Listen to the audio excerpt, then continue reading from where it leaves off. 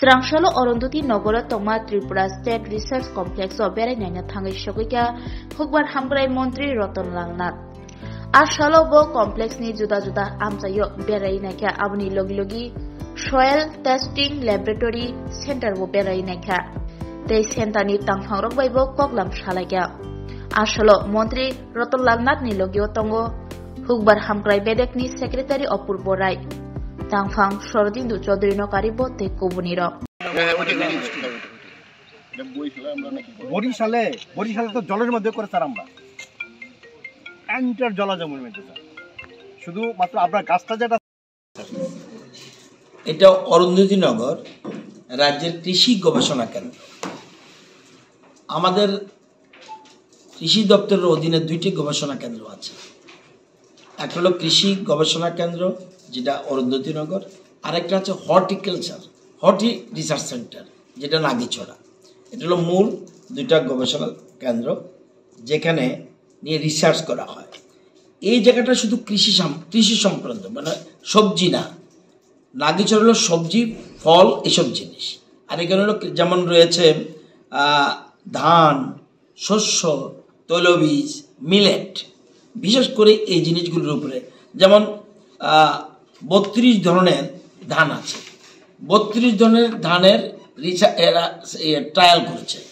এই ধানটার মধ্যে কোন ধান আমাদের রাজ্যের জন্য স্যুট করবে, বেশি ফলন হবে এবং পোকামাকড় থেকে আক্রান্ত কম হবে, এগুলি এখানকার রিসার্চ থেকে ঠিক করে। আমি ঠিক করি না।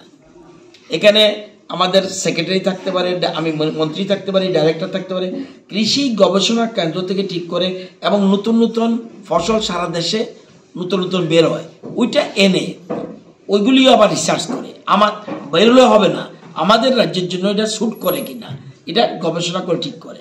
তো এখানে 32 ধরনের ধানের ট্রায়াল দিয়েছে। এর মধ্যে খুব সাকসেসফুল হয়েছে কালীখাসা, হরিনারায়ণ, সুগন্ধ, সাম্বা, এরকম অনেক ধরনের আছে। সেরকম 5 ধরনের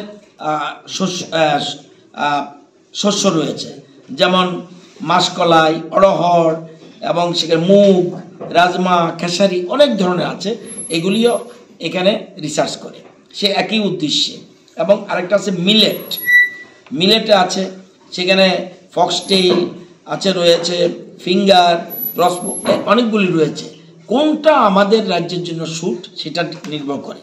এখানে শুধুমাত্র 32 ধরনের ধানই না, শস্য নয়, তেলবীজ, মিলেট নয়, এছাড়া যাতে আমাদের রাজ্যের জমিগুলি সয়েল টেস্টিং করে, most important soil testing laboratory, এটা আমি ইচ্ছা করলে পারবো না, soil testing laboratory.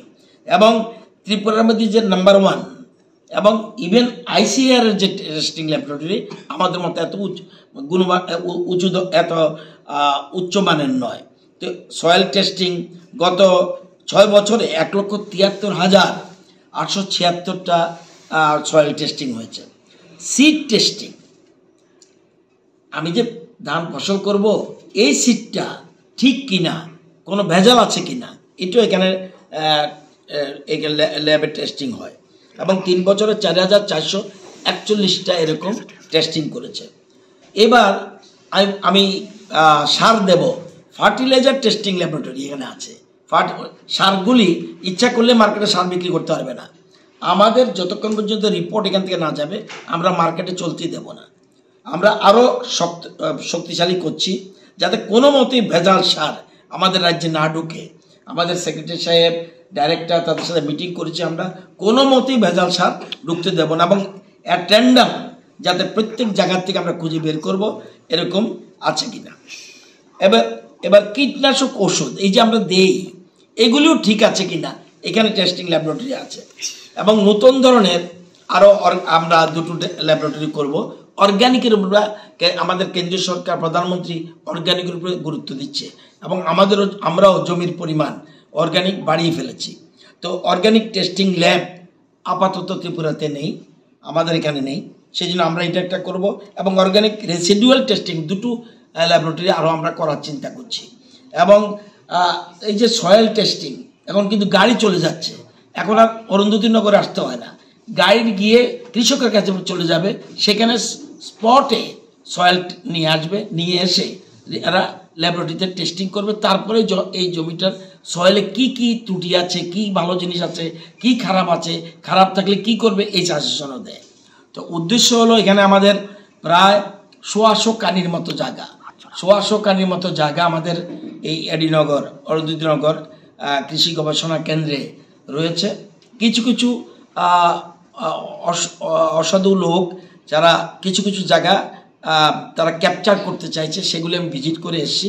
Immediate DM এবং এসডিএমকে আমরা চিঠি দিয়েছি যাতে আমাদের জায়গাটা আইডেন্টিফাই করে দিয়ে দেয়, এবং আমরা পুরো জায়গাটা আমরা বাউন্ডারি ওয়াল দিয়ে করবো। আমরা শুধু এটা নয়, আমাদের যতগুলি অর্চার্ড আছে সেগুলিকে আমরা সরকারের সম্পত্তি, এটা জনগণের সম্পত্তি, সুতরাং এই সম্পত্তি কারো ব্যক্তির নয়, সুতরাং জনগণের সম্পত্তি রক্ষা করার দায়িত্ব আমাদের রয়েছে। আমরা এখানে আরও কিছু ডেভেলপ করব, আরও নতুন আমরা আমাদের ইন্টারন্যাশনাল রিসার্চ সেন্টারে কেউ আসতে চাইছে এখানে কিছু করার জন্য, আমরা তাদের সাথে একসাথে থেকে কিভাবে কি করা যায় এটা দেখব। মূল কথা এই আমি কৃষিমন্ত্রী হওয়ার পরে এই রিসার্চ সেন্টারতে আসতে পারিনি, নাগিচড়া 2-3বার গিয়েছি, আসতে পারিনি, এবং এখানে আবার মাসখানেকের মধ্যে আবার আসব, এবং একটা সাইড দেখতে পেরেছি, বাকিটা দেখতে পারিনি। এখন এখানে কি হচ্ছে এই জিনিসটা আমরা ডকুমেন্টারির মাধ্যমে সবটা জেনে নিয়েছি। তো আগামী দিনে এই রিসার্চ সেন্টারকে আরও শক্তিশালী করব। রিসার্চ সেন্টার শক্তিশালী না হলে প্রকৃত আমরা বর্তমানে 4টা জেলা আমরা খাদ্য স্বয়ম্বর, 3টা ছিল, একটা হয়ে গেছে, আরও 2টো আমরা কাছাকাছি পৌঁছেছি। সুতরাং কৃষি গবেষণা কেন্দ্রগুলিকে আমরা আরও বেশি গুরুত্ব দেব, এবং তাদের আগামী দিনে কি করা যায় সেগুলি আমরা চেষ্টা করছি।